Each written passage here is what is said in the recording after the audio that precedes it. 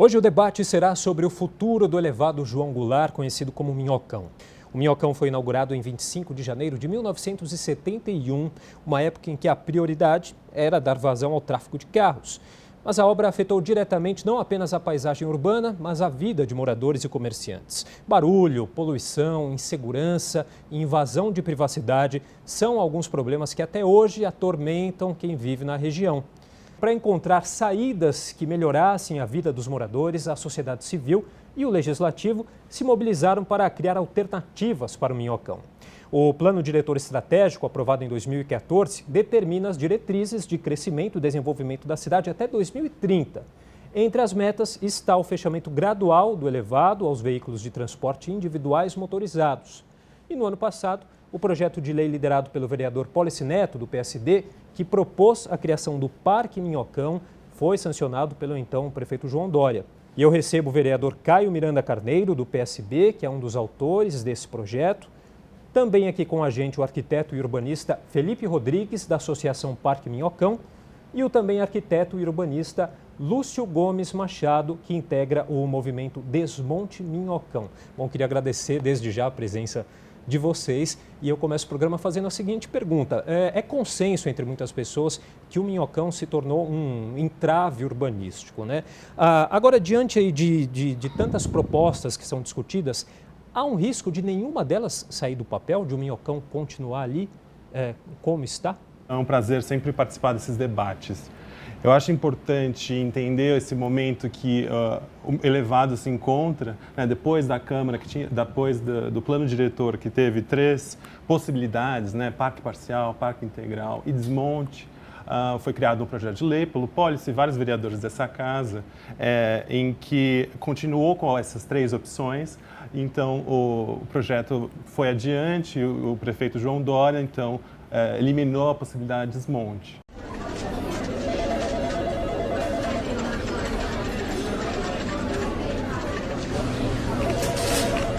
Então, muito desse debate já saiu da Câmara e está no Executivo.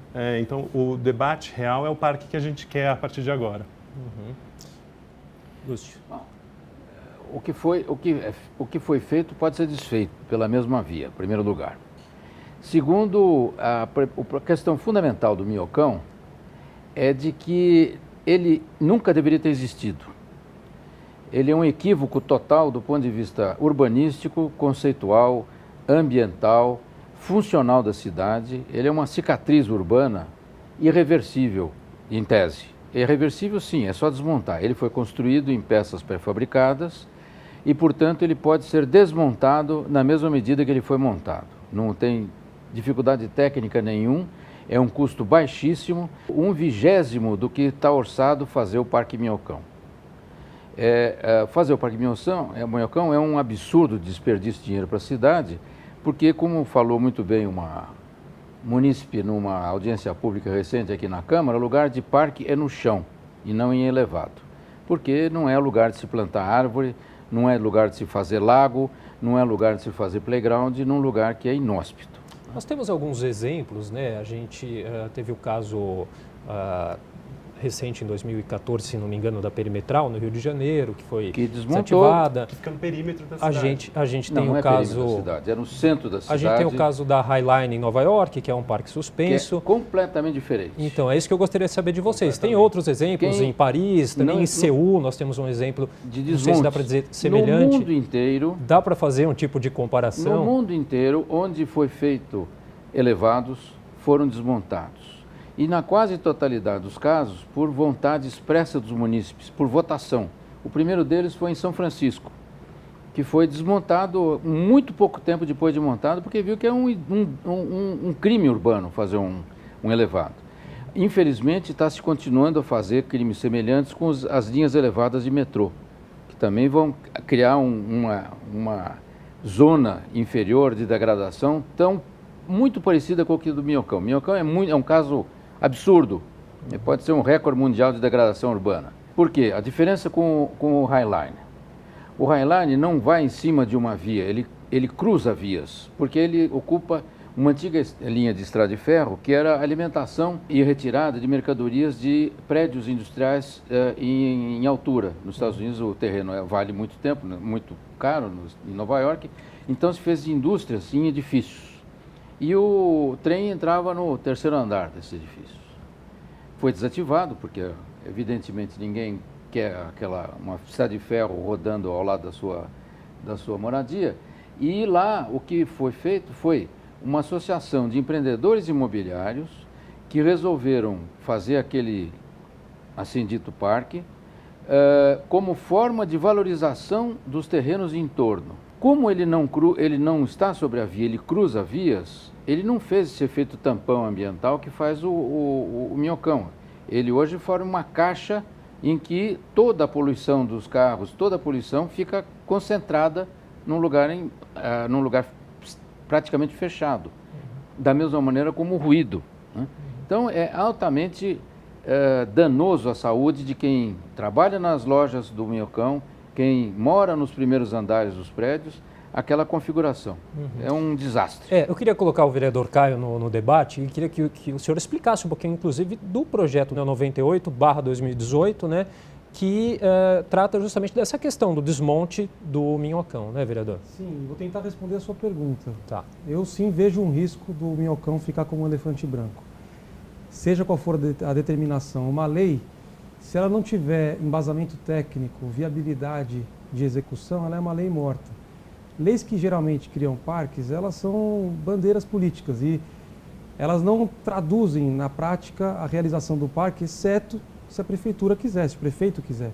O prefeito não precisa de lei para criar um parque. Ele pode por decreto, ele pode por lei de iniciativa dele, porque ele sim tem a prerrogativa de manejar recursos para isso. O vereador não tem. Então, para mim, a lei do Parque do Minhocão ela já é ilegal.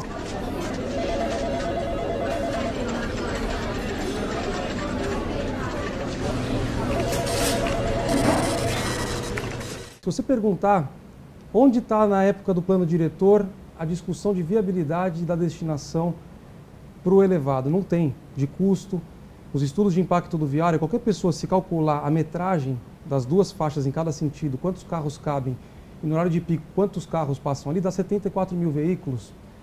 O viaduto que foi interditado na Marginal passa mais carros do que o Minhocão. Então, do ponto de vista do viário, que é a principal, tanto nós que defendemos desmonte como quem defende parque, recebe da população em geral, mas e os carros? Primeiro ponto, os carros, hoje o impacto ali seria muito menor do que as pessoas imaginam. Quando o Minhocão foi feito, não existia metrô, não existia Avenida Sumaré, 23 de Maio, a Consolação era uma rua de mão dupla. Nem a Marginal. Marginal, nenhuma das duas havia, nem a Marquês de São Vicente. Aumentou os carros, mas tem alternativas, então mudou o cenário. Eu acredito que o prefeito não pode brigar por um sonho sem que ele seja viável. Então eu recoloquei o desmonte na mesa como opção e eu vou brigar para que ela seja considerada, porque eu acredito que no processo de aprovação da lei do parque não foram trazidos os argumentos técnicos. Então, custo, qual é o projeto, quais tipos de projeto, quais os benefícios e os contras do projeto, a questão de saúde, de viário e tudo. No desmonte agora, o projeto só vai andar na hora que a gente tiver a avaliação dos riscos que tem hoje. Hoje você tem infiltração, plantas crescendo, você tem uma estrutura que vai completar 50 anos daqui a 2 anos e a gente tendo viadutos caindo, a gente tem que saber qual que é a real condição, mesmo que for para manter para carro.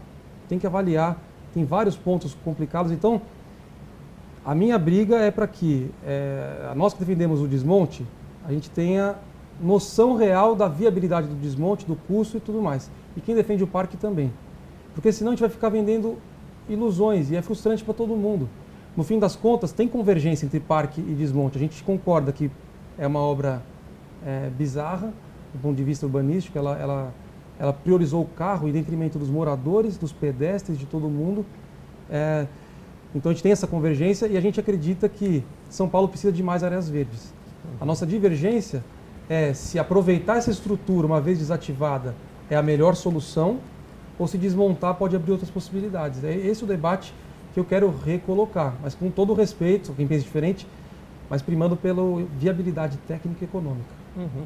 Inclusive é interessante essa questão da viabilidade econômica. Muitos projetos, aí, inclusive do Highline em Nova York, foi financiado durante muito tempo pela iniciativa privada, até que se tivesse uma consistência, uma credibilidade para que o poder público bancasse o projeto. Eu acho que assim, a lei primeiro estabelece uma diretriz, né, o caminho que vai ser seguido. Agora, com a definição do executivo, né, e é interessante sempre observar que foram vários agentes públicos, nunca um só, né, então foi desde o Haddad, depois o Dória, agora o Bruno Covas, sempre caminhando nesse sentido da manutenção da estrutura, né, do que revela também sustentabilidade urbana e financeira, né, dos negócios. A gente viu outra cidade brasileira, a 7ª cidade brasileira a decretar falência. Então, eu acho importante entender o que é possível também nesse cenário.